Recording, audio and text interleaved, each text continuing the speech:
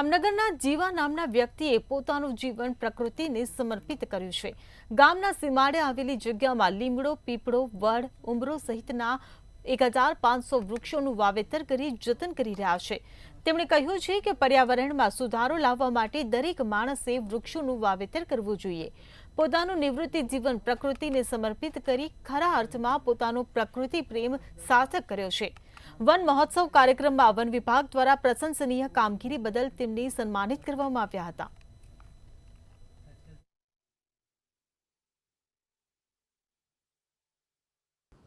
પીપળા 24 કલાક ઓક્સિજન આપે, એથી પર્યાવરણ સુધરે અને વડલા, ઉમરા, પીપળા, લીમડા અને અનેક ઘણી પ્રકારના બધા થોડા થોડા વાવ્યા છે।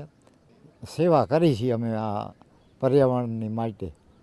અટાણે હું નિવૃત્ત છું એટલે એવું વિચાર્યું કે આ ઝાડવા વાવી તો પર્યાવરણ સુધરે એ માટે વાવ્યા છે અને હવે આ ઝાડ છે ને એ બધાને વવાય, થોડા થોડા પોચાણ થાય એટલા વવાય એ કરાય।